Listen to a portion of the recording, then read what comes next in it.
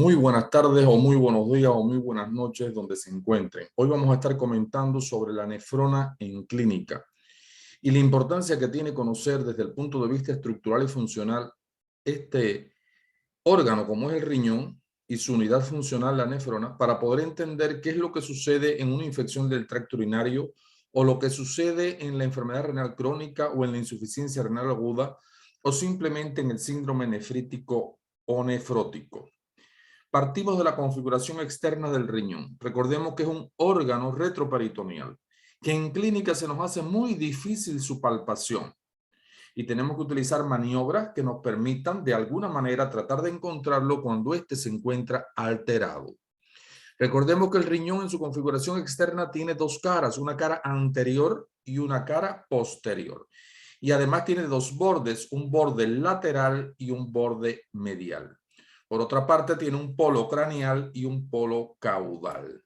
Recordemos que en ese polo craneal tenemos a la glándula suprarrenal y en ese borde medial tenemos a la pelvis renal.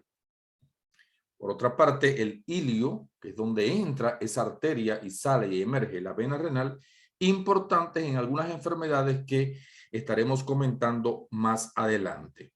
En la configuración interna del riñón, recordemos que tiene una corteza y una médula.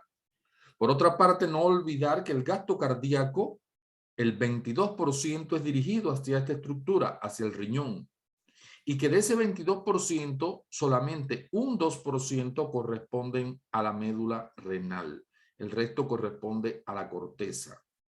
La corteza está irrigada por abundantes capilares y es la encargada del filtrado glomerular, del filtrado del plasma.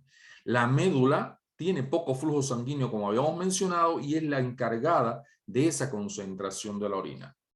Recordemos que en esa estructura interna tenemos los cálices menores y los cálices mayores y que tenemos la papila renal, que es esa estructura que nos permite esa conexión para darle continuidad al flujo de la orina.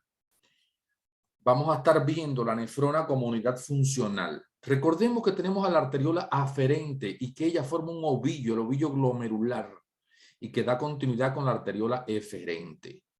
Y aquí tenemos ese glomérulo rodeado por la cápsula de Bowman. Y aquí ocurre un proceso muy importante, que es el proceso de filtración, el filtrado glomerular. Luego viene, le da continuidad el túbulo contorneado proximal. Túbulo contorneado proximal. A continuación, el asa de Henle en su rama descendente y rama ascendente.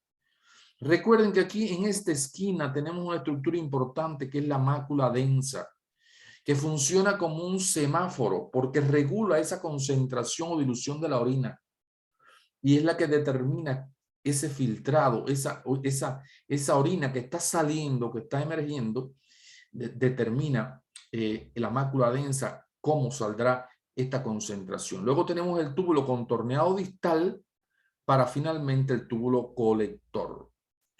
Ahora, aquí hemos mencionado 4 funciones importantes. La función de filtración. Esa función de filtración a nivel del glomérulo, recordemos que en esta cápsula tenemos a una membrana, los podocitos que tienen en su estructura los proteoglicanos y que ellos impiden que las macromoléculas pasen y se filtren. Por tanto, la sangre y las proteínas deben de continuar su recorrido por vía sanguínea y solo aquellas sustancias de desechos deben de ser las que se filtren. Cuando yo tengo, por ejemplo, un daño a este nivel, esta capa de proteoglicanos se ve comprometida y se filtran las proteínas. Y esto es lo que ocurre en el síndrome nefrótico. La segunda función importante es la reabsorción. Recuerden que en este proceso de reabsorción hay sustancias que todavía son útiles para el organismo, por tanto deben de volver al territorio sanguíneo. Luego viene un proceso de secreción de aquellas sustancias que ya no son útiles y por tanto sí tienen que salir como sustancia de desecho, para finalmente la cuarta función, que es la excreción.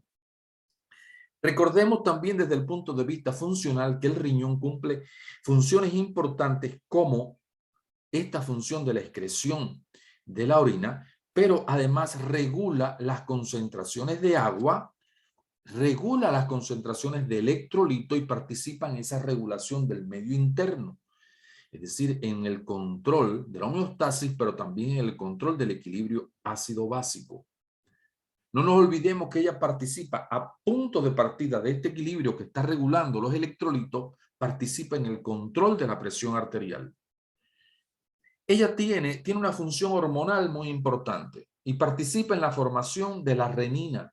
Recuerden que la renina es una hormona que se libera a punto de partida de los fenómenos isquémicos. Y por tanto, al estimularse la secreción de renina, se activa todo el aparato o el sistema renina, angiotensina, aldosterona y las consecuencias que este compromete.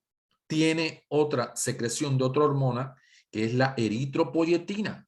Y recordemos que la eritropoyetina es importante para la estimulación de la eritropoyesis y por tanto la formación del glóbulo rojo. Y también participa en la formación a través de la síntesis de la 1,25 de hidrocolecalciferol, participa en la síntesis en el metabolismo de la vitamina D.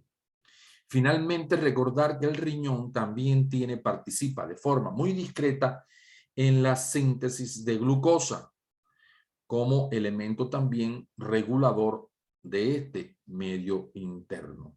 Estos serían los elementos que a nuestro modo de ver desde el punto de vista anatómico y funcional no podemos olvidar para poder entender lo que desde el punto de vista clínico vamos a ver en otros vídeos. Muchas gracias.